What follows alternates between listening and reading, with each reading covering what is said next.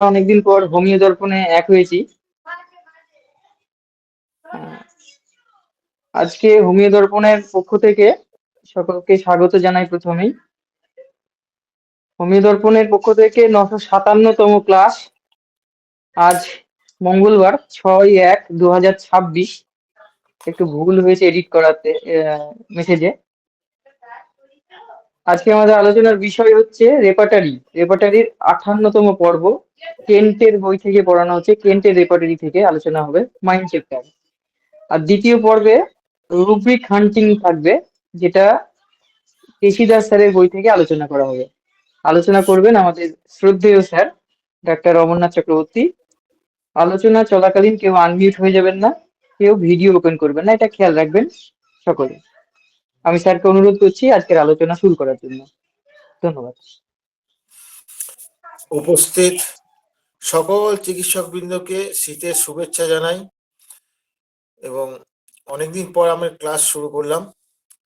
সকলকে আন্তরিক প্রীতি শুভেচ্ছা জানাই হোমিও দর্পণের পক্ষ থেকে এবং আমার ব্যক্তিগত পক্ষ থেকে। তা আমার আজকে ক্লাস হচ্ছে রেপার্টারি ক্লাস। আমার রেপার্টারির গুরু হচ্ছে ডাক্তার কেশি দাস। তা তার আগে আমি প্রতিবারই যেমন আমি একটা করে রুব্রিক আমি আলোচনা করি, তা সেরকম আজকেও একটা আলোচনা আমি অবশ্যই করব।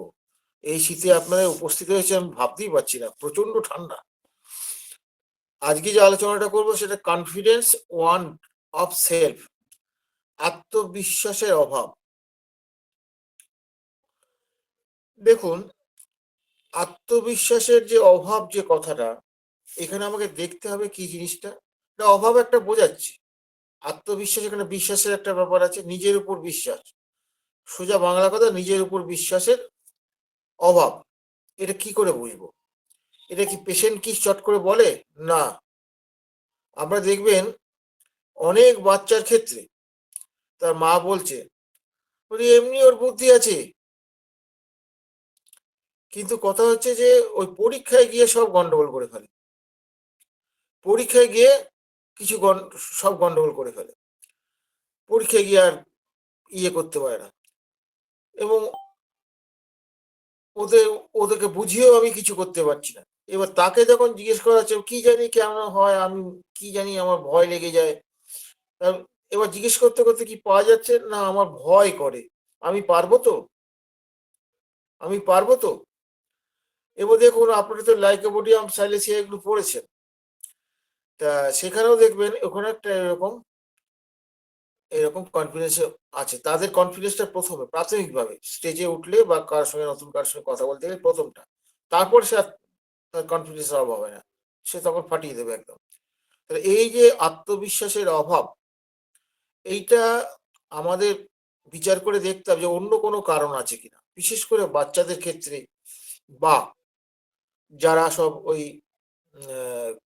প্রাইভেট ফার্মে কাজ করে, প্রাইভেট ফার্মে যারা কাজ করে তারা মেশিনের মতন কাজ করে, তারা ক্রিয়েটিভ কিছু করতে পারে না বা চায় না, কারণ তাদের আত্মবিশ্বাস নেই। কেন না, সেইখানে তাদের উপর থেকে চাপানো থাকে, তোমাকে যেভাবে নির্দেশ দেওয়া আছে তার বাইরে তুমি কিছু করতে পারবে না, এরকম একটা ব্যাপার।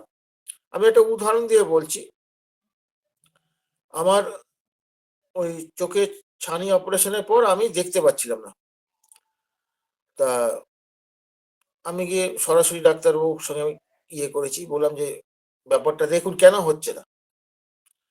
তো তার সঙ্গে কথাবার্তা বলার পর তিনি যখন আমাকে ডাক্তার বুঝতে পেরেছেন, তারপর তিনি কি করলেন, একটা মেডিকেল বোর্ড বসালেন। মেডিকেল বোর্ড বসিয়ে এবার তিনি পরীক্ষা করলেন। পরীক্ষা করে কিছু খুঁজে পাননি, তিনি কিচ্ছু খুঁজে পাননি চোখে। উল্টে বাঁ চোখটা, যেটা আমার ছানি কম ছিল, সেটা তো আমি কম দেখছি, এরকম একটা কন্ডিশন আফটার অপারেশন। তা কিছু পেলেন না। তা না পাওয়ার পর এই সময় কি হয়েছিল, উনি ওই যে টেস্টগুলো যেগুলো করেছিলেন, ওই সময় অনেকগুলো টেস্ট উনি করিয়েছিলেন। টেস্টগুলো করানোর পর এবার আমি গেছি, যাওয়ার পরে এবার আমাকে ওই টেস্টের কাগজগুলো তো ফেরত দেবে। তা আমি একজন ওখানে অ্যাটেন্ডেন্ট, তাকে বলে যে আমার এই কাগজগুলো ফেরত দেবে। তখন বলছে আপনার তো এত টাকা বিল হয়েছে। হ্যাঁ, তা এই বিলটা হয়েছে, যেই বলেছে আমি তখন টাকা পয়সা বার করে রেডি হতে দিতে যাচ্ছি, তো তখন উনি কোনো জায়গায় ছিলেন, ছুটে এসে বলছে, না না আপনাকে কোনো বিল দিতে হবে না, আমি ওটা ফ্রি করে দিয়েছি। তো সেই মেয়েটা ওই ফ্রি কথাটা ওই কাগজের মধ্যে কোনো একটা জায়গায় লেখা ছিল, সেটা সে খেয়াল করে। তাকে বলে, তোমার কি এখানে কাজ করার ইচ্ছে আছে? সে একদম কাঁপতে শুরু করেছে ভয়। তার মানে তারা কি পরিস্থিতিতে কাজ করে বোঝা গেছে। আমি তখন বললাম, স্যার ওর ভুল, ওর দিক থেকে ও ঠিকই করেছে স্যার, আপনি ওটা করেছেন, ওটা খেয়াল করেন, সাধারণত এরকম তো ফ্রি হয় না। হ্যাঁ, এটা আপনি কিছু মনে করবেন না। তখন বলছে, ঠিক আছে, ওকে ওকে, আর কিছু করেনি। তাহলে ঘটনাটা কিরকম হচ্ছে, যে এইরকম পরিস্থিতিতে যদি কেউ থাকে, সেক্ষেত্রেও কিন্তু তাদের ওই সেলফ কনফিডেন্স থাকে না। আপনারা দেখবেন আধুনিক যুগে একটা কথা বলা হয়, ক্রিকেট খেলা যেমন আন্তর্জাতিক খেলা, যেমন ক্রিকেট খেলা বা ফুটবল খেলা, এই খেলাটা শুধুমাত্র দক্ষতার উপর নির্ভর করে না, এটা মানসিক গেমও বটে। তার জন্য আজকাল একটা মনোবিদ তাদের সঙ্গে একটা যুক্ত করা হয়। তাহলে বোঝা গেছে ব্যাপারটা। এই যে গেমটা, যেটা মানুষ, এই যে কনফিডেন্সের অভাব, যেটা এটা একটা মানসিক গেম, মানসিক অবস্থা একটা, ডেফিনেটলি। তার ফলে সেই জায়গাটা আমাদের কিন্তু বিচার করে দেখতে হবে। এই ফ্যাক্টর গুলো দেখার পর তারপর আমাদের বিচার করতে হবে যে কেন সে পারে না। তাহলে ব্যাপারটা হচ্ছে যে এইরকম আমরা দেখতে পাই। তা এই যে পেশেন্টের যে ঘটনাটা, যেটা দেখা গেছে, তার বাবা তার প্রচন্ড বদরাগী, বা মা তার প্রচন্ড বদরাগী, কি ঠাকুরদা বদরাগী, তাকে প্রচন্ড পেটায়, একটু 19-20 ভুল বললে সেই জন্য সে সবকিছু বলতে গেলে ভয় পায়। ঠিক হবে তো, আমি মার খাবো না তো। এই যে কন্ডিশন গুলো, এগুলো কিন্তু সব ওরিয়েন্টেড কন্ডিশন। এই কন্ডিশন হলে পরে কিন্তু এখান থেকে সেলফ কনফিডেন্স ল্যাক অফ পাওয়া যাবে না। এগুলো কিন্তু সব কন্ডিশনাল ঘটনা। মানে সিমটম নিতে গেলেও আমাকে আনকন্টামিনেটেড নিতে হবে, মানে যেটার মধ্যে কোনো ভেজাল মেশে নেই। এই কথাটা মাথায় রাখতে হবে পেশেন্টের। আমরা যেমন জিজ্ঞেস করি, যখন বলে যে না ওরকম, ও কোনো কাজ করতে না আমি পারবো না, আমি পারবো না, বোনকে বলো, কেন তুই পারবি না, কেন এত বড় ছেলে? না আমি পারবো না, আমার ভয় লাগে, আমার দ্বারা হবে না, তুমি ওকে বলো। আচ্ছা ঠিক আছে, যখন চাপ দেয়, আচ্ছা ওকে যেতে বলো, ওর সঙ্গে যেতে বলো, আর সঙ্গে গেলে পরে তখন পারবে। তাহলে ব্যাপারটা কিরকম হচ্ছে, এই যে কনফিডেন্সের যে অভাবটা, যেটা এই ক্ষেত্রটা দেখে নিতে হবে, তার বাড়ির উপর তার কোনো চাপ আছে কিনা, কাজের ক্ষেত্রে তার চাপ আছে কিনা, এই সবগুলোকে মাইনাস করে নিতে হবে। মাইনাস করার পর তারপর সেল ওটা দেখতে হবে। এবার দেখুন, অনেকে আছে কনফিউশন থাকে, কনফিউশন থাকে। এই কনফিউশন যেখানে থাকে, তাহলে কনফিউশন আর এই সেলফ কনফিডেন্সের অভাব, একই দুটো কারণ তো প্রায় কাছাকাছি হয়ে যাচ্ছে। কনফিউশনের ক্ষেত্রে হচ্ছে কি, তার নলেজের অভাব থাকে। আর এই কনফিডেন্স, এই যে ল্যাক অফ, যেটা এখানে তো নলেজের অভাব নেই। সে ভয়ে হোক, সে মানে আর কি সব ভুলে যায়, ভয়ে বা পারবো না, তাকে যে ভয় কেউ দেখিয়েছে এরকম ব্যাপারটা নয়, কিন্তু এটা মাইন্ডেড। কনফিডেন্স ল্যাক অফের ক্ষেত্রে কেউ তাকে ভয় দেখায়নি, তবু সে ভুলে যায় পরীক্ষার। আবার পরীক্ষা ভীতি যেটা, সেটা আবার অ্যান্টিসিপেশন, সেটার মধ্যে পার্থক্য আছে দুটোর মধ্যে। পরীক্ষা ভীতি সেটা কাছাকাছি, সবই খুব কাছাকাছি ব্যাপারটা। তাহলে এই যে তার কন্ডিশনটা, যেটা তাকে কেউ ভয় দেখানি তবু সে ভয় পায়, এরকম একটা ঘটনা। ফলে দেখা যাচ্ছে কি, যে এই ক্ষেত্রটার ক্ষেত্রে যখন আমরা দেখবো যে সেলফ কনফিডেন্সের অভাব আছে, তখন কিন্তু আমরা বিচার করবো। যেমন গান বাজনার জগতে আমি দেখেছি, তার মা বলে কি বাবা বলে, বলে ডাক্তারবাবু যেদিন মুড ভালো থাকে সেদিন এমন ভালো গাইবে না, মাথা খারাপ করে দেবে। আর যেদিন ইয়ে করে সেদিন তালে কাটবে, ইয়ে কাটবে। আরেকটা জিনিস দেখেছি, যে প্রথমে তালটা ধরতে গিয়ে যদি একটু কেটে ফেলে, তারপরে আর গোটা গানটার মধ্যে তাল আর সোজা করতে পারে না। আসলে সোজা করতে পারে না কেন? না, ব্যাপার হচ্ছে গানের নিয়মটা হচ্ছে কি, আপনি যদি তালের দিকে, তবলার দিকে যদি তাকিয়ে থাকেন, আপনি গাইতে পারবেন না। আপনি গাইতে পারবেন না। গানটা হচ্ছে ভেতর থেকে, ছন্দটা ভেতর থেকে আসবে। এই ছন্দটা ভেতর থেকে আসলে পরে আপনি ছন্দ মিলে যাবে। কিন্তু যখনই আপনার একটা সংশয় হলো, তখন কিন্তু আপনি এই কনফিডেন্স লেভেলটা ব্রেক করবেন। এবার অনেক সময় কনফিডেন্স লেভেল ব্রেক করে আমাদের দেখবেন, যদি দেখা যায় পরীক্ষা দিতে গেছেন, সেখানে গিয়ে দেখছেন যে পরীক্ষা দিতে গিয়ে সে বিরাট বড় বড় সব পণ্ডিত আপনাকে পরীক্ষা দিতে এসছে, আপনি কিন্তু ব্রেকডাউন করতে পারেন। এখানে কনফিডেন্স লস হতে পারে। আবার কথার জায়গাগুলো বুঝুন, সে কোন কোন জায়গায় সে এইটা কনফিডেন্সটা তার ঘাটতি হচ্ছে, সেটা তাকে বুঝতে হবে, বুঝে তারপরে এগোতে হবে।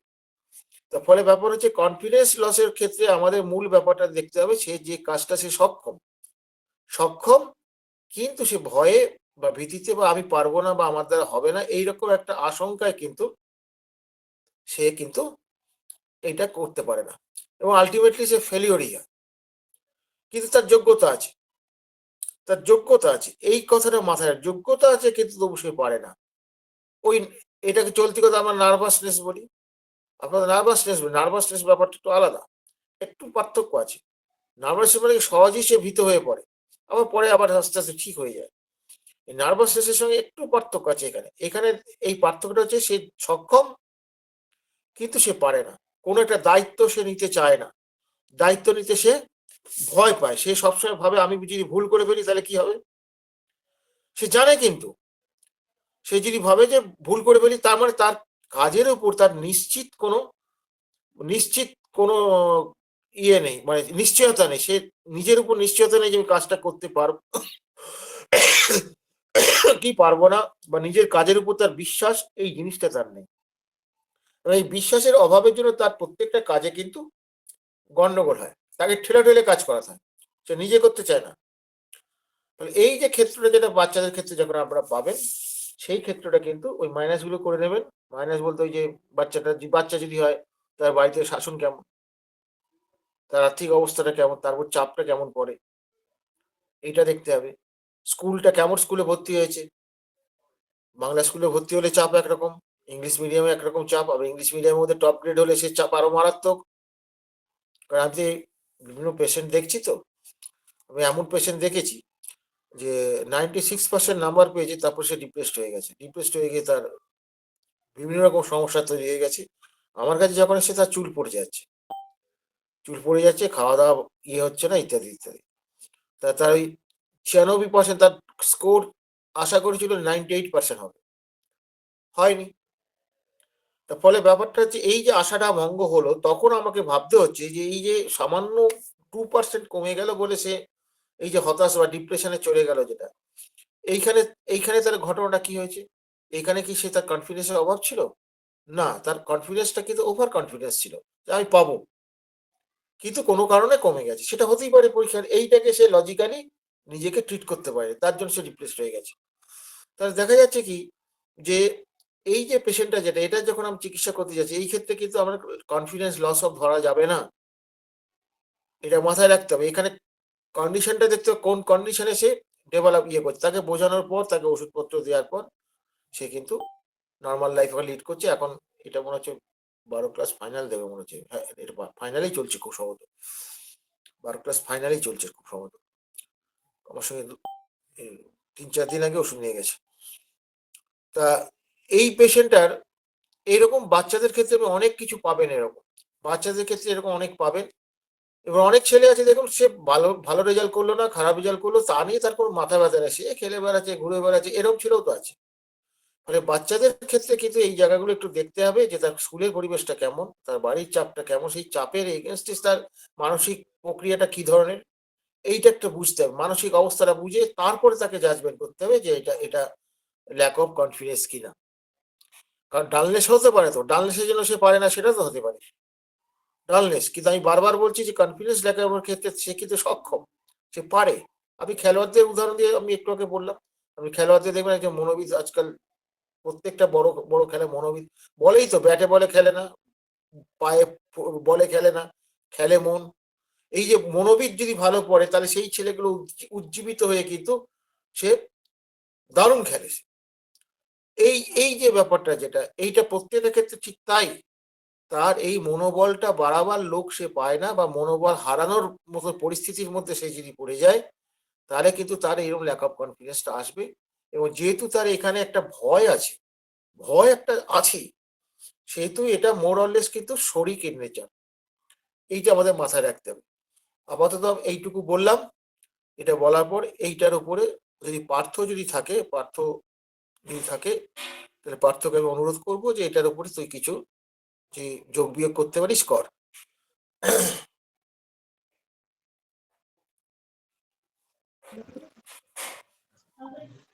হ্যাঁ হ্যাঁ, পার্থপ্রদীপ চৌধুরী স্যার, কিছু যদি অ্যাড করেন। আমি তো শেষে ঢুকলাম, কোনটা নিয়ে বলছিল আমি বুঝতে পারিনি। ওই আত্মবিশ্বাসের অভাব স্যার, কনফিডেন্স, সেলফ। হ্যাঁ, সেলফ কনফিডেন্সের ওয়ান্ট অফ সেলফ কনফিডেন্স। হুম। হ্যাঁ স্যার। না আমি বলছি না কিছু,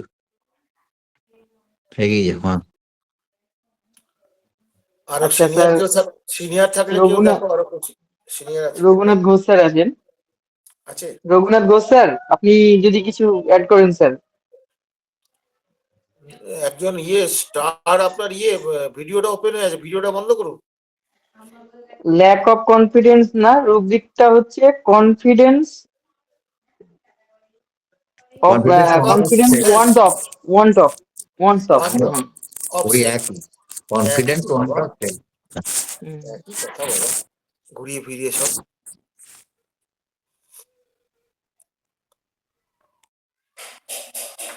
দেখো রঘু কিছু বলে কিনা দেখো। না এতে বলার কিছু নেই, হ্যাঁ বলার কিছু নেই, ঠিকই আছে। আচ্ছা আচ্ছা, তাহলে কারো কোনো প্রশ্ন আছে এইটুকু জায়গার উপরে? কারো কোনো প্রশ্ন আছে কি? প্রশ্ন থাকলে সে প্রশ্নের উত্তরটা আমি দেবো। আচ্ছা, প্রশ্ন করুন, যে স্যার আছেন আমাদের মাঝে। এই যতটুকু আলোচনা হলো, কেউ যদি কোনো প্রশ্ন করেন, করুন স্যার, অনেকেই আছেন।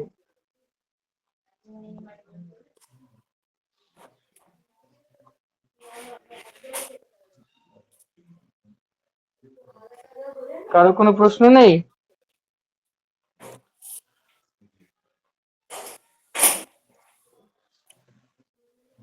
না স্যার, প্রশ্ন তো পাচ্ছি না।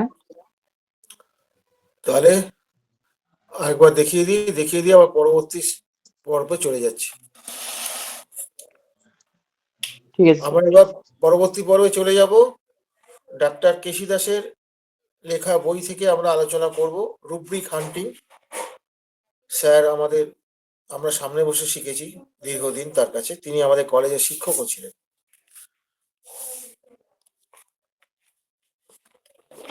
রুব্রিক হান্টিংটা একটু আমরা শেখার চেষ্টা করি। দেখুন, হোমিওপ্যাথিতে একটা কথা মাথায় রাখবেন, বিশেষ করে মেন্টাল সিমটমের ক্ষেত্রে, সেটা হচ্ছে কি আপনি যা দেখছেন সেটা আপনার প্রয়োজন নেই। তা দেখার সেই সেই যেটা দেখছেন তার পেছনে আন্ডারলাইন কজটা কি, তার পেছনটা কিরকম আছে, সেই তথ্যটা আপনাকে জানতে হবে। না জানলে আপনি এটা বুঝতে পারবেন না। ফলে ব্যাপারটা হচ্ছে যে আমরা homeopathy mental symptom, uncontaminated mental symptom যদি আমরা বার করতে পারি, তাহলে কিন্তু আমাদের কেসের সলভটা অনেকটাই সলভ হয়ে যাবে, যদি আমরা সেটা বার করতে পারি। তো ফলে আমাদের এই মেন্টাল সিমটম চক আউট করার বা বার করার প্রসেসটা আমাদের শিখতে হবে। এবং প্রসেসটা শিখতে হবে মানে কি, এটা আপনার রোগী আপনাকে শেখাবে, রোগী আপনাকে শেখাবে। রোগীকে কথা বলতে দিন, সে কি কি ভাষায় কথা বলছে সেই ভাষাটা লিখে নেন। ভাষাটা লিখে নিলে এই ভাষার বৈশিষ্ট্য থেকে আপনি বুঝতে পারবেন এটা আনকমন পিকুলার হলো বা কোন মায়াজমের আন্ডারে গেল। এগুলো কি চট করে ধরে ফেলতে পারবেন, মুখস্থ করে হয় না এসব। তা আজকে আমরা আসছি স্যারের আলোচনা থেকে শুরু করছি। হোমিওপ্যাথিকে বিশদভাবে জানার ইচ্ছে তোমার আছে কি? এই প্রশ্নটা স্যার করেছেন, আমি বলছি সবাইকে আমি করছি, স্যার একটা রেফার করে দিলাম। আপনাদের কি জানার ইচ্ছা আছে হোমিওপ্যাথিকে বিশেষভাবে?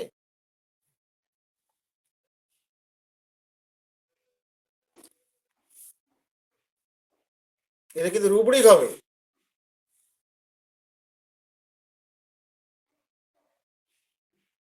বিশেষভাবে জানার ইচ্ছে আছে কি সেটা আগে জানতে হবে। দেখবেন অনেক অনেক পেশেন্ট বলে ওরা ওর পোস্টের ছেলে আমাদের মাথা খারাপ হয়ে যায়, এটা কি ওটা কি অমুক কি আমরা বলে আমরা বুঝি না বলে টাওয়ার থেকে অফ হয়ে যায়, আমরা ওগুলো লিখি না। পেশেন্ট বলে, বিশেষ করে বাচ্চাদের ক্ষেত্রে তার মা বাবা বলে ওর পোস্টের ঠেলায় পাগল হয়ে যাচ্ছে, এত জানবো কি? কেউ বলে আমি তো লেখাপড়া তো জানি না, এমন এমন প্রশ্ন করে না, মানে লজ্জায় পড়ে যায়। এই যে তার জানবার যে ইচ্ছা, এই যে এখানে ওইটাই বলেছেন হোমিওপ্যাথিকে বিশেষভাবে জানার ইচ্ছে তোমার আছে কি, মূল কথাটা হচ্ছে জানার ইচ্ছে। এইটা রুব্রিক কি হবে?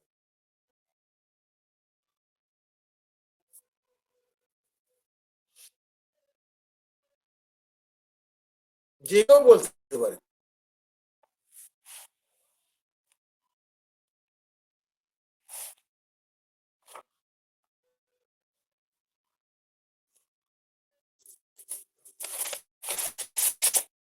কেউ নেই আজকে?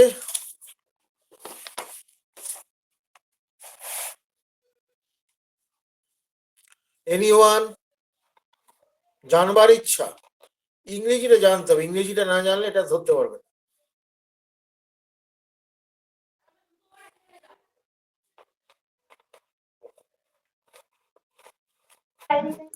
বলুন, অনেকেই উপস্থিত আছেন, একজন অন্তত বলুন কেউ। আরে ভুল বললেও তো শেখা হবে, ডবল দুটো শেখা হবে।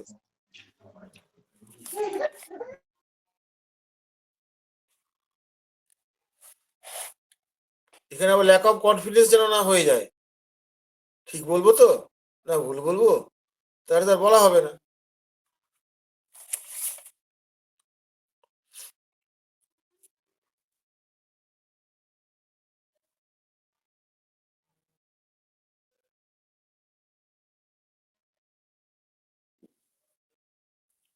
হ্যালো,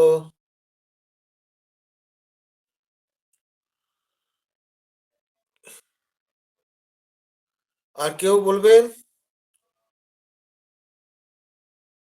হ্যাঁ, কিউরিসিটি তো আছে। কিউরিসিটিটা ইয়েতে আমি রেপার্টারিতে কি পাবো?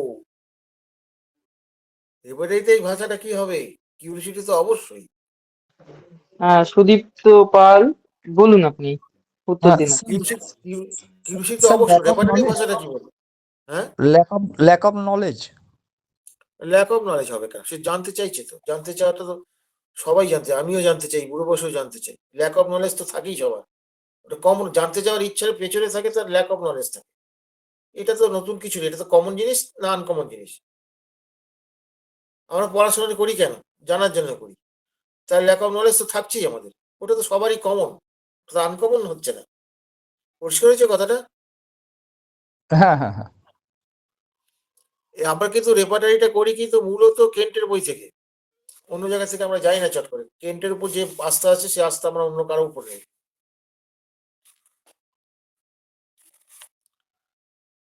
এটা আর একটা ইংরেজি আছে, এই জানতে চাওয়ার একটা ইংরেজি আছে।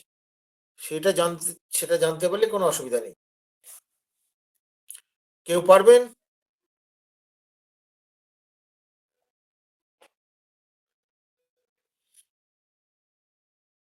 কেউ নেই?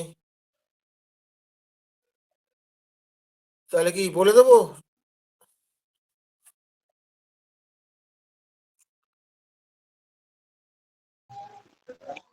হ্যাঁ স্যার, বলে দেন। কিউরিয়াস, আরে বাবা রেপার্টারি, কেন্টের রেপার্টারি ভাষায় বলতে হবে বাবা। কিউরিয়াস তো আমিও বুঝতে পারছি, সবাই বুঝতে পারছি। ইনকিউজিটিভ, INQUISITIV, ইনকিউজিটিভ, 56 পাতা। ইনকিউজিটিভ এটা একটা, এটা বাচ্চাদেরকে যেরকম পাবেন পেশেন্ট আপনাকে বলে না, মাথা খারাপ করে দেবে, এটা কি ওটা কি করে করে। আর আমরা কি করি, সেই যখনই এটা কি ওটা কি করি, বা আমি যদি জানি না, আমার যদি বিদ্যে বেরিয়ে পড়ে, বিদ্যের দৌড় বেরিয়ে পড়ে, আমরা তখন তাকে দমন করি, ধমক দিই।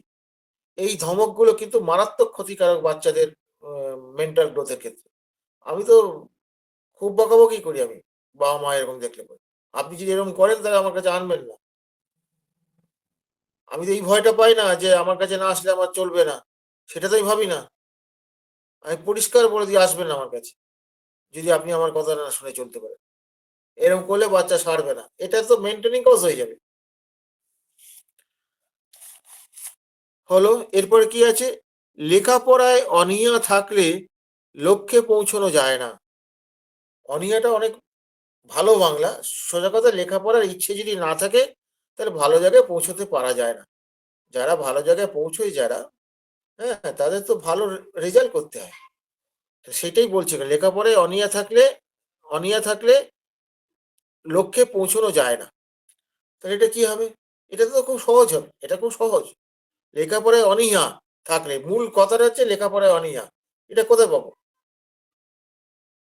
খুব সোজা।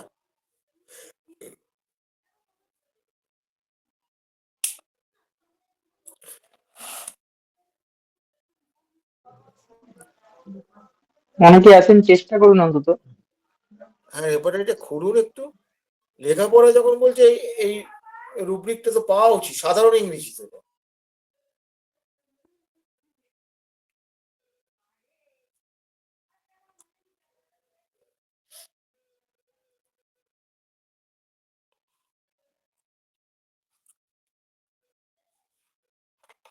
কেউ বলবেন?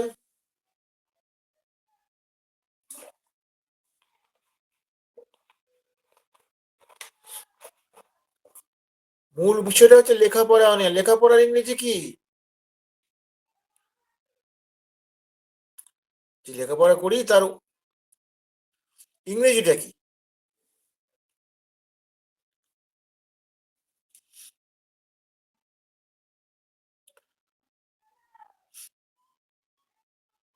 সবার কি কনফিডেন্স লস হয়ে গেল নাকি গো এই কনফিডেন্স শুনে? হ্যাঁ, রিডিং হলো। হ্যাঁ, রিডিং। আচ্ছা, একটা বাংলা একটা ইংরেজিতে কেন বাবা? ওটা তো ইংরেজি, ওটা তো ওটা তো ইংরেজিতেই লিখতে হতো। হ্যাঁ। না, স্টাডি হবে না, স্টাডি হবে না, স্টাডি হবে না। আমি রেপার্টরি ভাষা, রেপার্টরি ভাষাটা তো আমাদের যেটা সেটা করতে হবে, আমরা তো করতে পারবো না। রিডিংই হবে এখানে। রিডিংটা একটা বাংলা লিখেছে, একটা ইংরেজিতে লিখেছে, সেই জন্য আমি ওকে বলেছি। রিডিং অ্যাভারশন টু ঠিকই আছে, এটা হচ্ছে 56 পাতা, এটা 56 পাতায়। পড়াশোনা করতে চায় না। এইবার ধরুন পড়াশোনা যে করতে এই চায় না, 71 পাতায়, 71 পাতায় ও রিডিং আমার আবার। বইয়ে ছাপানো তাহলে ভুল আছে রে। ও হ্যাঁ, ওটা 71 পাতায় আছে। Thank you, thank you. এটা হতে পারে দু একটা ছাপানো এরকম ভুল আছে, ওগুলো সংশোধন করেওছি আমি। এটা আজকে সংশোধন দেখা হয়নি আমার।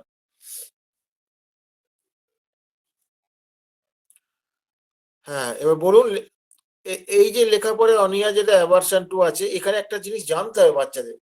কোনো কোনো বাচ্চা খেলার প্রতি প্রচন্ড প্রবল আগ্রহ থাকে, সেই জন্য সে পড়াশোনা করতে চায় না। তখন এটা কিন্তু ধরলে হবে না, তার তো একটা অন্য জায়গায় আগ্রহ আছে। তো আমার ছেলেটা ক্লাসের পড়া ভালো করছে না, কিন্তু সে ছবি বড় সুন্দর আঁকে, অসাধারণ ছবি আঁকে, অসাধারণ গান গায়, সেইগুলো সে খুব ভালো করে, এগুলো করতে চায় না। তার মানে কি সে অ্যাভারশন টু রিডিং হয়ে গেল? না, তার এটা ভালো লাগে না বলে সে করে না। অ্যাভারশন টু রিডিং, রিডিং এর ক্ষেত্রে দেখতে হবে যে সে পড়তে চায় না, পড়তে না চাওয়ার কারণটা দেখতে হবে, অন্য কোনো জায়গায় ইনভলভ আছে কিনা। সেটা যদি না থাকে তখন সেটা অন্য কথা, তখন সে পড়ায় ফাঁকি দেয়। পড়ায় অনেকেই ফাঁকি দেয়, ফাঁকি দেওয়ার কারণটা তো বুঝতে হবে। কারণ পড়াশোনায় যে আনন্দ আছে, তার থেকে অনেক বেশি আনন্দ খেলায় আছে, ঘুরে বেড়ানোতে আছে। মানে বুঝতেই হচ্ছে পড়াশোনায় সে আনন্দটা পাচ্ছে না, আনন্দটা পেলে সে পড়াশোনা করবে। তাহলে এই যে রিডিং অ্যাভারশন টু, এইটা আমাদের কিন্তু বাচ্চাদের ক্ষেত্রে পাবো, তখন আমাদের বুঝে নিতে হবে সে কেন করে এরকম, কিসের জন্য করে। সে পায়, এই যেমন একটা বাচ্চা পেয়েছে পায়রাকে, সে পায়রা তার জীবন, পায়রার জন্য সে সারাদিন ওই ওই কারো পায়রা ধরতে যায়, ইয়ে করতে চায়, ইয়ে করে, পড়াশোনায় তার মন নেই। তো এই যে পড়াশোনা, পায়রার প্রতি এই যে ভালোবাসা, দ্যাট ইজ অ্যাফেকশনেট। একটা অ্যানিমেলের প্রতি তার একটা ভালোবাসা, মানে তার মধ্যে তো ভালোবাসা আছে, তার ভালোবাসাটা নেই পড়ার প্রতি। তার মানে সে কিন্তু বোকা নয়। একজন লেখাপড়ায় খুব খারাপ রেজাল্ট করছে, কিন্তু সে গান বড় সুন্দর গায়। গানটা কি লেখাপড়ার থেকে কোনো অংশে কম আছে নাকি? সে ভালো ছবি আঁকে, আমি এঁকে দেখুন না, আমি সারা জীবন একটা ভালো ছবি আঁকতে পারি, আমার ছবি আসেই না হাতে। তাহলে বুঝতেই পারছেন যে তাহলে এই যে এক্সট্রাঅর্ডিনারি ক্যাপাসিটি থাকলেও সে লেখাপড়া সে তার ইয়ে থাকতে পারে, সেক্ষেত্রে লেখাপড়া অ্যাভারশন ধরা যাবে না, আমাদের বুঝে ধরতে হবে। যে এইসব জায়গায় যদি এইসব ইয়েতে যদি সে মেতে থাকে, তাতে লেখাপড়া অনিয়ে থাকবেই। আরে রবীন্দ্রনাথ ঠাকুর, নজরুল কত অব্দি পড়াশোনা করেছিলেন, বিশেষ কিছু পড়াশোনা করেন নাই। তা আমরা তাদের থেকে অনেক বেশি বড় ডিগ্রি প্রাপ্ত হয়েছি, কিন্তু তারা আজকে প্রাতঃস্মরণীয়, তারা আমাদের পূজনীয়। মানে এই লেখাপড়া, এই যে তারা কিসের জন্য হয়েছে, তাদের মধ্যে অসাধারণ ইয়ে ছিল, মানে প্রতিভা ছিল বলে তারা হয়েছে। প্রথাগত শিক্ষায় তাদের হয়নি। মানে এই প্রথাগত শিক্ষার ক্ষেত্রে আমাকে দেখতে হবে তার অন্য কোনো জায়গায় তার মনটা পড়ে আছে কিনা, সেটা আগে বুঝতে হবে। সেটা যদি বুঝে যায়, তারপরে যদি অ্যাভারশন হয়, তাহলে সেটা আলাদা কথা। আবারশন আলাদা কথা। যেমন আমরা একটা বাচ্চা দেখতে পাচ্ছি এমন একটা পরিবেশে আছে, নোংরা পরিবেশে আছে, সেখানে পড়াশোনার কোনো ইয়ে নেই, কোনো কিছু নেই। হ্যাঁ, কিন্তু তার জেদ সে ভালো কিছু পড়াশোনা করবে। এই যে তার অবস্টিনেসি, এই জেদটা হচ্ছে পজিটিভ জেদ, এই পড়াশোনার প্রতি তার জেদ, এইটা যদি থাকে, তাহলে সেই ক্ষেত্রে আমরা কিন্তু ওই ওই ছেলেটাকে কিন্তু যদি আমরা একটু কাউন্সিলিং করে ওষুধপত্র দেই, অসাধারণ রেজাল্ট আসবে। কারণ তার ওই যে পড়াশোনার প্রতি যে ভালোবাসা, এই যে ভালোবাসাটা, সে বড় কিছু একটা হবে, এই যে স্বপ্ন দেখে সে, এই যে স্বপ্ন দেখা, এই স্বপ্ন তো অনেকে দেখে তো, এই স্বপ্ন দেখাটা তার একটা লক্ষ্য আছে। মানে এই যে বাচ্চাটা যেটা আছে, এটা এর মধ্যে কিন্তু একটা পজিটিভ থিঙ্কিং আছে। এই পজিটিভ থিঙ্কিং যখন থাকে তখন সেই ক্ষেত্রে আমরা তার বাবা মাকে উৎসাহিত করি যে তুমি একে উৎসাহ দাও, সাহায্য করো, যতটা বড় করো, করলে কিন্তু সে বড় কিছু হতে পারবে। মানে আমাদের বাচ্চাদের ক্ষেত্রে শুধুমাত্র পড়তে চায় না, খেলে বেড়ায়, এরকম বাচ্চা যেমন আছে তেমনি পড়তে ভালোবাসে এমন বাচ্চাও প্রচুর আছে। সেটা বুঝতে দেখতে হবে। ভয়ে পড়তে বসে সেটা আলাদা কথা, মাস্টার সেটা আবার অন্য জিনিস। মানে বুঝতে পারছেন যে প্রতিটা জায়গা কিন্তু খুঁটিয়ে খুঁটিয়ে দেখে নিতে হবে যে অন্য কিছুর দ্বারা প্রভাবিত হচ্ছে না স্বতঃস্ফূর্ত ভাবে হচ্ছে, আনকন্ডিশনাল হচ্ছে কিনা। Symptom must be unconditional. এইটা কিন্তু আমাদের খুব ভালো করে বুঝে দিতে হবে, নাহলে কিন্তু আমরা সিমটম নেব, রেজাল্ট দিতে পারবো না। এরপরে আসছে কি, লক্ষ লক্ষ টাকা উপার্জনের মোহে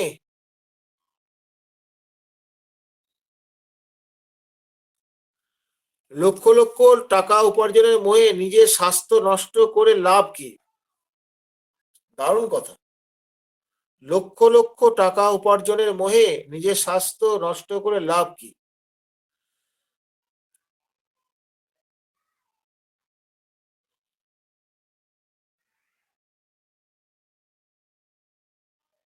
বুঝতে পেরেছেন কি বলতে চাইছি? লক্ষ লক্ষ, আমি এক মনে আছে একজন এলআইসি এজেন্ট, সে আমার কাছে এসেছিল, কোন সূত্রে একটা পরিচয় ছিল। সে এসে আমাকে বোঝাচ্ছে আপনার ভবিষ্যৎ সুন্দরের জন্য এটা এলআইসি, এইটা করা, অনেক কিছু বোঝালো আমাকে। তার মূল বক্তব্য হচ্ছে যে সুন্দর জীবনের জন্য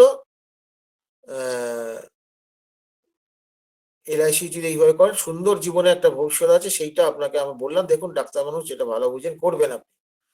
হম তা এই যে সুন্দর জীবনের জন্য তখন তাকে এই পাল্টা প্রশ্নটা করলাম যে এলআইসি করে যে সুন্দর জীবন হয়, তারা আপনি কেন হাই সুগারে ভুগছেন?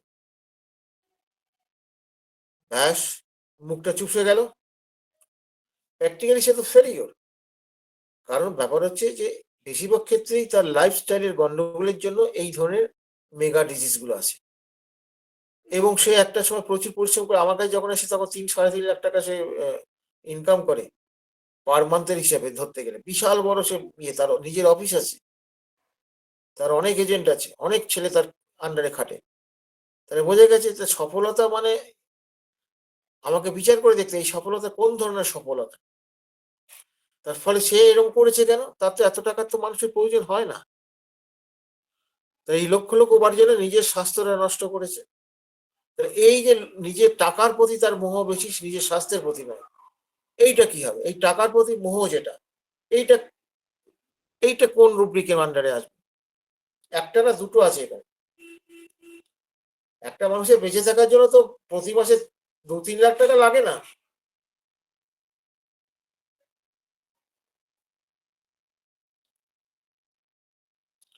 এবার তাহলে এটা বলুন যে লক্ষ লক্ষ টাকা উপার্জনের মোহে নিজের স্বাস্থ্য নষ্ট করে লাভ কি? এটা কি উত্তর হবে? কি রুব্রিক হবে? এই কনোটেশন গুলো বুঝতে হবে, কি বলতে চাইছে।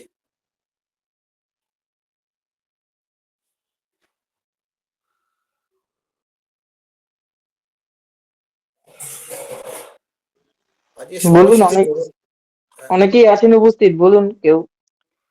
শীতে সবাই জমে গেছে গো, কথা বেরোচ্ছে না।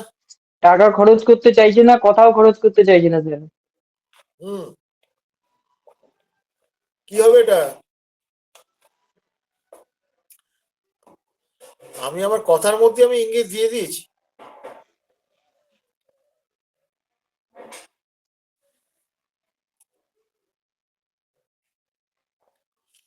আমি কথার মধ্যে ইঙ্গিত দিয়ে দিয়েছি।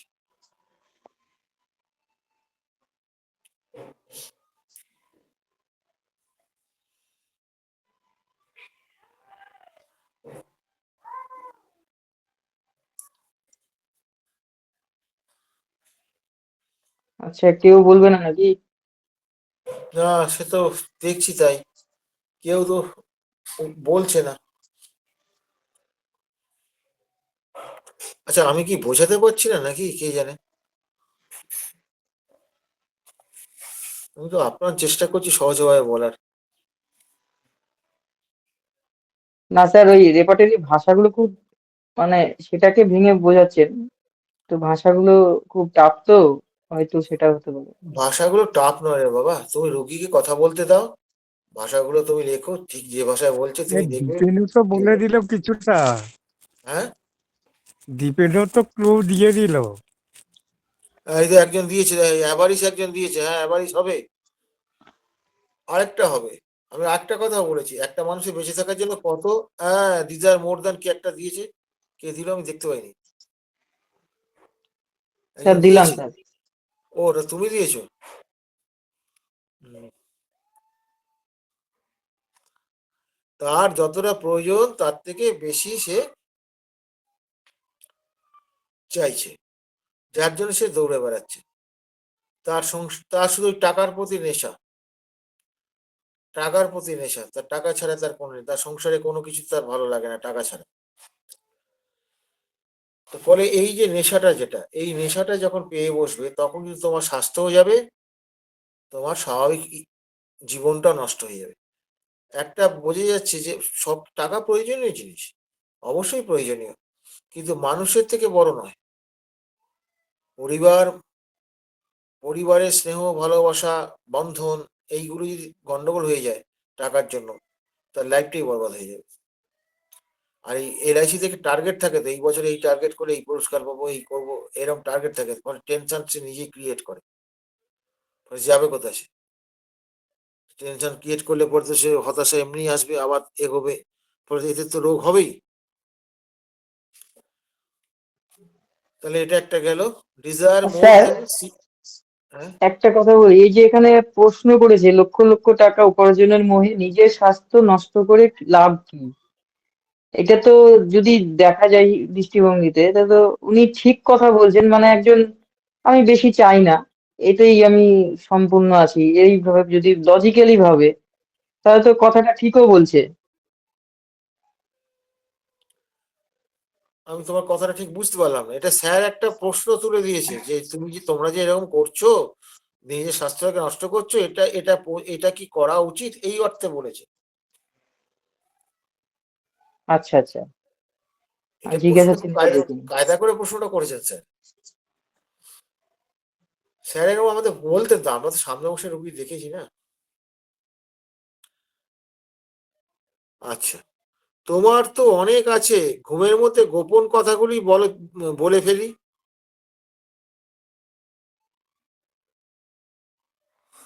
তোমার তো অনেক আছে, এই তোমার তো অনেক আছে, এটা ফলস মেরেছেন স্যার। তোমার তো অনেক আছে, ঘুমের মধ্যে গোপন কথাগুলো বলে ফেলি। হ্যাঁ, ঘুমের মধ্যে অনেকে গোপন কথা বলে ফেলে, এটা কোথায় পাবে?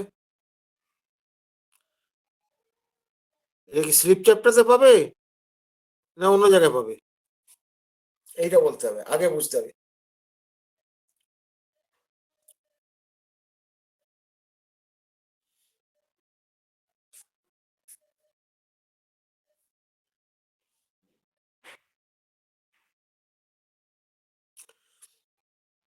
তোমার তো অনেক আছে, ঘুমের মধ্যে গোপন কথাগুলো বলে ফেলি, এটা কি হবে?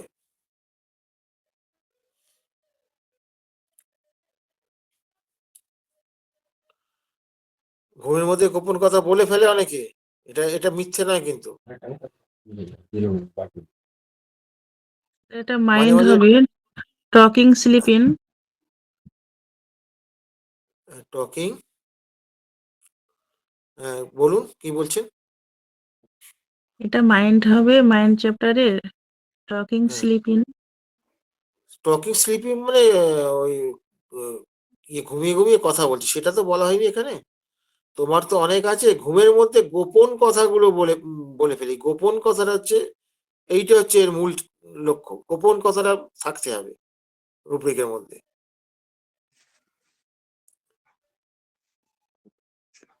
স্যার 86 পৃষ্ঠা আছে, 86 পৃষ্ঠায়। কি আছে?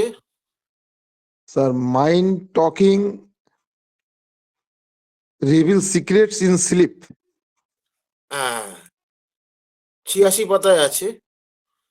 আরেকটা আরেকটা জায়গায় আছে ভাই, একটা জায়গায় আছে, মাইন্ডের মধ্যে আছে, রিভিলস এর আন্ডার আছে, রিভিলস সিক্রেট ইন স্লিপ, এটা একটা আছে 75 পাতায়। একই একই একই রুব্রিক, দু জায়গায় আছে। ওখানে রিভিলস টকিং কথাটা নেই, কিন্তু যদি ঘুমন্ত অবস্থায় যদি প্রকাশই করতে, টকিং ছাড়া কি করে আসবে সেটা?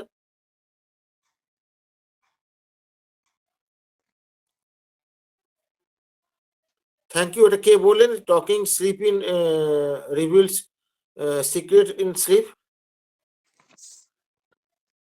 কে এই কথাটা বললেন? উত্তরটা? Junaid, thank you. Thank you. এরপরে আমরা আসছি, অথচ তুমি সব কথাই গোপন রাখো। অথচ তুমি সব কথাই গোপন রাখো, এইটা কি হবে? গোপন রাখা, গোপন করা আর গোপন রাখা পার্থক্য আছে। গোপন রাখো,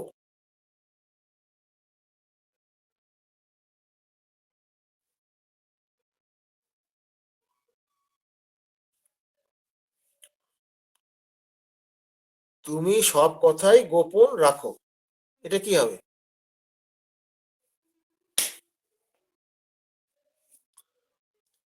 একটু বুদ্ধি করলে এটা পাওয়া যাবে।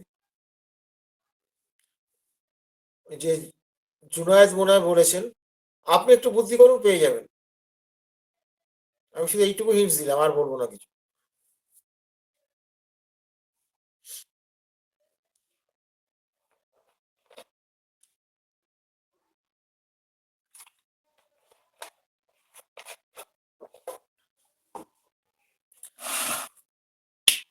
আর বেশিক্ষণ নেই, এবার একটু ভিডিওটা ইয়ে করে দিই।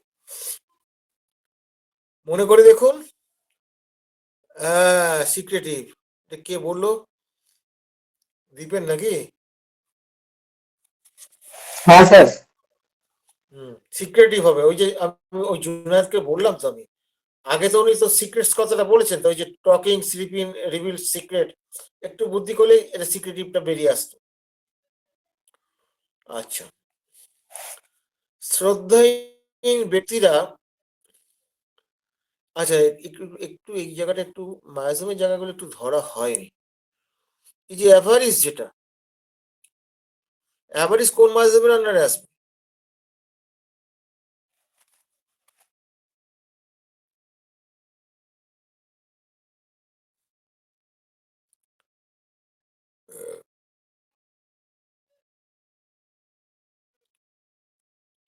এবং কেন আসবে, কেউ বলতে পারবে?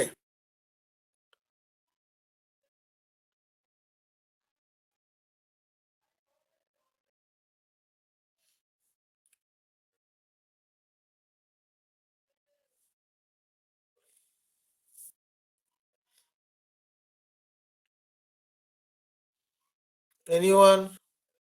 Yes, yes. এটা ওটা লিখে দেওয়ার থেকে বলে দেওয়া ভালো না?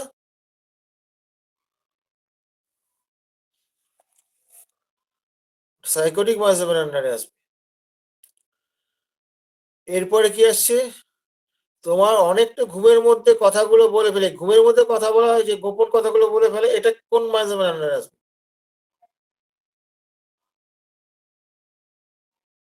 কি বলতে পারবে? খুব সোজা, খুবই সোজা এটা।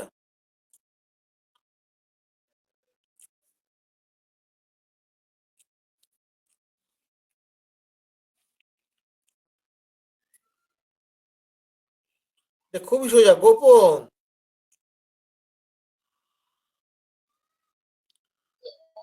সিফিলিস মাইজম।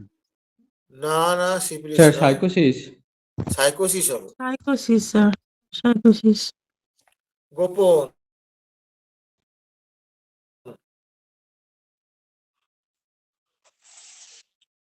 আচ্ছা, এরপর কি হলো? এরপর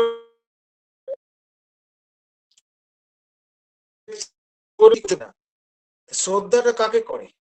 সিনিয়র মানুষকে করে তো, যিনি বয়স্ক মানুষ বা সম্মানীয় ব্যক্তি, তাকে শ্রদ্ধা করে। শ্রদ্ধা যদি তোমার না থাকে, তুমি জীবনে ভালো কিছু করতে পারবে না। এবং শ্রদ্ধা ছাড়া, কোনো জ্ঞানই শ্রদ্ধা ছাড়া পাওয়া যায় না। কোনো জ্ঞানই শ্রদ্ধা ছাড়া পাওয়া যায় না। এবং আমাদের পূর্বজরা তো আমাদের তো পূর্বজদের আমাদের যে বেঁচে আছে, এটা দান তো আমাদের বাবা মায়ের দানে আমরা জন্মগ্রহণ করেছি। ফলে ব্যাপার হচ্ছে পূর্বজদের তো অবদান আছে। ফলে আমরা যদি তাদের অবদানকে যদি অস্বীকার করি বা তাদের অশ্রদ্ধা করি, সেটা তো স্বাভাবিক বিষয় নয়, সেটা তো যুক্তিসঙ্গত বিষয় নয়। তাহলে এই যে শ্রদ্ধাহীন ব্যক্তিরা জীবনে উন্নতি করতে পারে না, তার মানে কি শ্রদ্ধাহীন ব্যক্তিরা জীবনে উন্নতি করতে পারে না? এটা তো স্যার বলছেন, এটা উপদেশ হিসেবে বলেছেন। মূল কথাটা কি শ্রদ্ধাহীন ব্যক্তি, এই শ্রদ্ধাহীন ব্যক্তি এইটার ইংরেজি কি হবে? আপনারা দেখতে পাবেন, চোখের সামনে অনেক দেখতে পাবেন, যে সিনিয়র বাসে ঘাটে ট্রেনে চলুন, রাস্তায় চলুন, দেখতে পাবেন কিভাবে তার শ্রদ্ধা করে ওই সিনিয়র মানুষদের প্রতি। আপনার রাগ হয়ে যাবে, ভয় আপনি বলতেও পারেন না, কারণ পরিস্থিতি আপনার পক্ষে না থাকলে আপনি বিপদে পড়ে যাবেন বলতে গেলে। তাহলে এই যে অশ্রদ্ধা, এই অশ্রদ্ধায় কিন্তু একটা মানুষ কখনো ভালো হতে পারে না। সেই মানুষ যদি ভালো না হয়, তার পরিবার ভালো হবে না, পরিবার নাহলে দেশ ভালো হবে না। এই জায়গাটা এটা পরম্পরা। আপনি যেমন একজন সিনিয়রকে শ্রদ্ধা করবেন, আবার আপনাকে যারা জুনিয়র আছে তারাও আপনাকে শ্রদ্ধা করবে। এটা পরম্পরা। এটা পরম্পরাটাকে আমরা যদি না মেনটেন করতে পারি, তাহলে আমাদের কপালে দুঃখ আছে। তাহলে কি শ্রদ্ধাহীন ব্যক্তি জীবনে উন্নতি করতে পারে না? শ্রদ্ধাহীনটা কি হবে?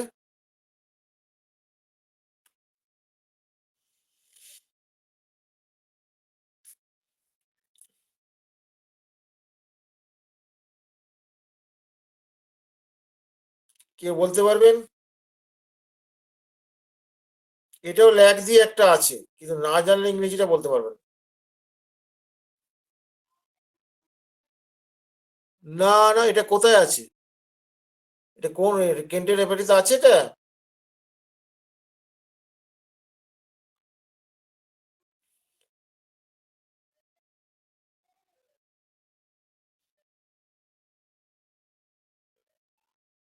আর কেউ চেষ্টা করুন।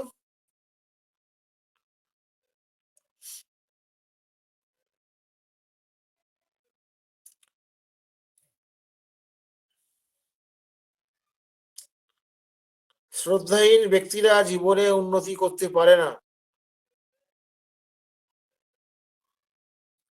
শ্রদ্ধার একটা ইংরেজি আছে, সেই ইংরেজিটা জানতে হবে।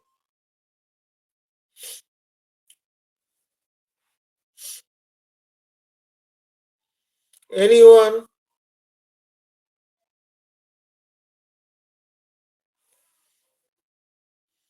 কেউ বলতে পারবে না? তাহলে দীপেন, তুমি কি বলতে পারবে?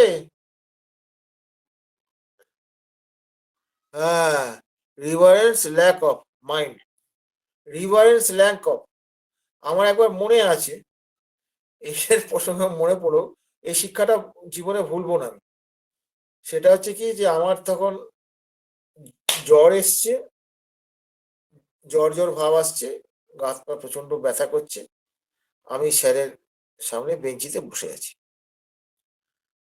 তা ব্যথা করছে খুব। তো আমি এই ডান পাটা আমি কি করছি, বাঁ পায়ের হাঁটুর উপর তুলে একটু রেখেছি, মানে একটু আরাম পাচ্ছি বলে রেখে একটু সামনের দিকে ঝুঁকে পড়ছি। কিছুক্ষণ স্যার চুপ করেছিলেন, কিচ্ছু বলেননি আমাকে। ল্যাক অফ রিভারেন্স ল্যাক অফ, মানে কি রে? আমাকে জিজ্ঞেস করছেন।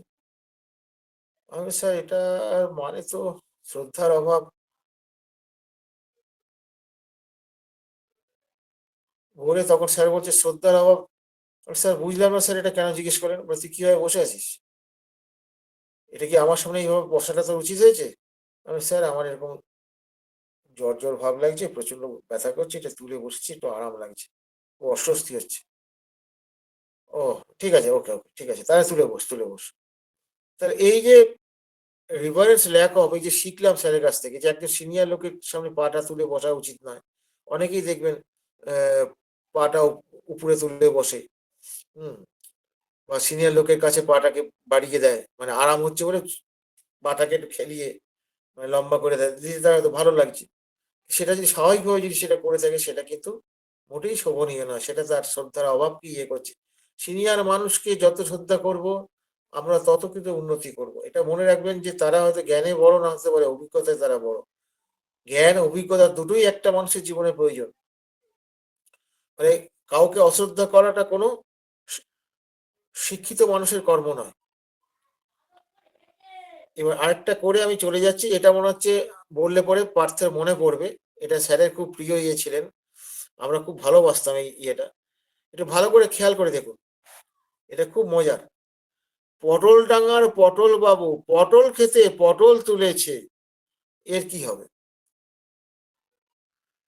আবার শুনছি, পটল ডাঙার পটল বাবু পটল খেতে পটল তুলেছে, এটা কি রুব্রিক হবে? দেখি কে পারে।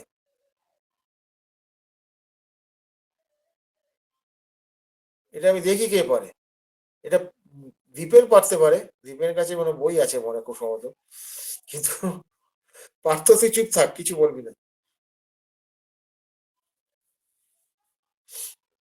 আমি তো কিছু বলছি না, আমি তো চুপচাপ শুনছি। তুই দেখে যা, আমি তো শুনছি তো সব। শুনছি আর আমি ভুল বললে ক্যাক করে ধরবি। এটাই হবে, বলে দিবি, যেন ভুল শিখে না যায় কেউ এখান থেকে।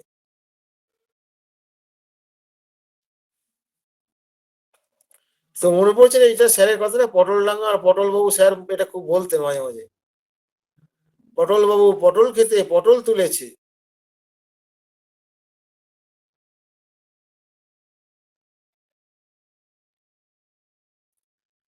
আমরা এরকম প্রথম শ্যামবাজারের শশী বাবু, এরকম এরকম একটা কি ছড়া ছিল, সব স দিয়ে আমরা এরকম শিখেছিলাম। ও শ্যামবাজারের শশী বাবু সশরীরে স্বর্গে যায়, স দিয়ে সব সটা সব জায়গায় যোগ করে। এখানে এটা আরো বেশি কংক্রিট। পটলটা হচ্ছে, পটলটা এখানে চারটে মানে হচ্ছে, পটলের চারটে মানে হচ্ছে স্টোমাক। স্টোমাক কোথা থেকে আসে? পটল থেকে স্টোমাকের কথা ভাবলেন? আচ্ছা, পটল ডাঙার হলো, পটল ডাঙার, ডাঙা তো একটা জায়গার নাম। পটল বাবু, পটল এখানে একটা লোকের নাম। পটল খেতে, যেখানে পটল চাষ করা হয়েছে, আর পটল তুলেছে ওখানে মরে গিয়েছে, এর কি হবে?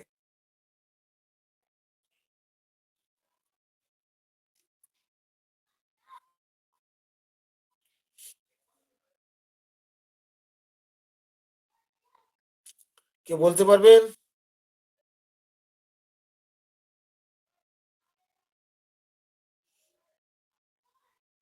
এটাই শেষ, আর এগোবো না আমি, যে এটা কেউ বলতে পারবেন?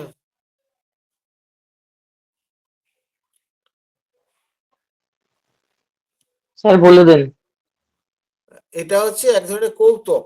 কৌতুক মানে কি, একই শব্দ বা একই টাইপের ওয়ার্ডকে ওই মানে আর কি ব্যবহার করে কৌতুক করা, মজা করা। আগেতে দেখবেন ওই ইয়ে, দেখবেন ওই যে এই তরজা লড়াই টড়াই হতো, সেখানে দেখবেন এই ধরনের কথাগুলো ব্যবহার হতো। অনেকে যারা খুব মজাদার লোক আছে না, এটা মজা করে করে কথা বলে, এটা কৌতুক, কৌতুক করা বলে এটা। জেস্টিং, পান মেক্স, জেস্টিং এর আন্ডারে পান, PUN, পান এস, পানস মেক। হ্যাঁ, এটা হচ্ছে জেস্টিং এর আন্ডারে। এইটা কিন্তু আমাদের একটা ভালো, এর দিয়ে অনেকে মজা করে, যেমন অনেকে ছড়া কেটে বলে, অনেকে জানেন তো কবিতা বলে বা ছড়া কেটে বলে, তখন সেটা ভার্স হবে, ভার্সের দিন পরে আসলে বলবো আমি। আর এইরকম ক্ষেত্রে এই যে মজা করা, এইটা কিন্তু হচ্ছে আমাদের জেস্টিং পানস মেক। এটা আছে, দেখবেন জেস্টিং এর আন্ডারে দেখতে পাবেন। এটা হচ্ছে পাতাটা হচ্ছে কত, 60 পাতা। স্যার এটা মায়াজম, হ্যাঁ, এটার মায়াজম কি হবে? তুমি বলো মায়াজামটা কি হবে? কৌতুক করছে, এটা তো কৌতুক। সাইকোসিসই হবে। কেন সাইকোসিস হবে? কৌতুক করা কি সাইকোসিস? সে কি কাউকে ছোটকে বড় করছে, বড়কে ছোট করছে কি? তাহলে সাইকোসিস হবে। সোরা, সোরা কেন? কৌতুক ও তো করা নিজেই স্যার বলছে এখন সোরা। না। কৌতুক যদি কবিতার আকারে বলে, বলুক না, সেটা কি, এটা মজা করা তো, আনন্দ দেয়া তো। আচ্ছা তাহলে আনন্দ দেওয়াটা কি হবে? সোরা হবে। হ্যাঁ, শোনো, কোনো কিছু কি স্ট্যাম্প মারবে না, কেন সোডা হবে, কেন সাইকোসিস হবে, কেন সিফিলিস হবে সেটা বুঝতে হবে। এটা যদি ভালোভাবে না বোঝো মিশ্র মাইজম ধরতে পারবে না, প্রেসক্রিপশন চিকিৎসাই করতে পারবে না। এই কতগুলো সিমটম নিয়ে হয়তো একটা ওষুধ দেবে, কতগুলো সিমটম চলে যাবে, তারপর আটকে যাবে, আর বেশি দূর এগোতে পারবে না। কোনোটা অ্যাক্সিডেন্টালি কিওর হয়ে গেল বা কমে গেল সেটা আলাদা কথা। সব আটকে যাবে, ওটা বুঝতে হবে। এই মিশ্র মাইজমের ক্ষেত্রগুলো তো ধরতে হবে, ধরে তো বুঝতে হবে। সেগুলো আমি তো বারে বারে আলোচনা করেছি বিভিন্ন জায়গায় সময় সুযোগ মতো। ঠিক পেশেন্টের আছে স্যার। কথাটা, পেশেন্টের কথাটাকে বাবা গুরুত্ব দিতে হবে। ওই কথাটার মানেটা কি, ও কি বলতে চাইছে, এইটা হচ্ছে বোঝার কথা। এই বুঝতে, ওইটা বুঝতে পারলে তোমার হয়ে যাবে। মায়াজম মানে কি, এই তো আমাদের যে 153 তে যে আমাদের হ্যানিম্যান বলেছে আনকমন পিকিউলার, এরকম আরো কতগুলো অ্যাডজেক্টিভ দিয়ে উনি বলেছেন, এইরকম সিমটম গুলো দিয়ে চিকিৎসা করতে হবে। আর আনকমন পিকিউলার তো মায়াজমের বৈশিষ্ট্য থাকলেই তো আনকমন পিকিউলার, এর জন্য আলাদা করে কিছু বোঝার দরকার নেই। শুধু ওইটা বুঝলেই হবে যে কিভাবে হচ্ছে আনকমন, কিভাবে পিকুলার, একই কথা। ওই আনকমন পিকুলার এমফাসাইজ করার জন্য অ্যানিম্যান বলেছেন, সিঙ্গুলার, এরকম আরো কতগুলো স্ট্রাইকিং, এরকম কথাগুলো ইয়ে করে, পুরো মূলত কিন্তু ওই একই জিনিসকে এমফাসাইজ করার জন্য বলেছেন। ফলে আপনারা যদি এটা না বুঝতে পারেন তাহলে কি করে হবে, বুঝতে হবে তো কেন স্ট্রাইকিং, কেন আনকমন, এটা না বুঝলে তো হবে না। আনকমন হতে গেলে বৈশিষ্ট্য থাকতে হবে, যে বৈশিষ্ট্যটা কিন্তু আনকন্ডিশনাল, বৈশিষ্ট্যটা কিন্তু আনকন্ডিশনাল হতে হবে, কোনো কিছুর প্রভাবে নয়, স্বতঃস্ফূর্তভাবে হতে হবে। সেইটা হলে পরে তবে সেই সিমটমটা আমি নিতে পারবো। আপাতত এইটুকুই, আজকে এইখানে শেষ করলাম। কারো যদি কোনো প্রশ্ন থাকে প্রশ্ন করতে পারে, আর প্রশ্ন না থাকলে আমরা বন্ধ করি। আচ্ছা, আজকের আলোচনা মোটামুটি আমরা শেষের দিকে একদমই, সময় পার হয়ে গেছে যদিও। তাও প্রশ্ন যদি থাকে আপনারা দু একদিন করতে পারেন। কারো কি প্রশ্ন আছে?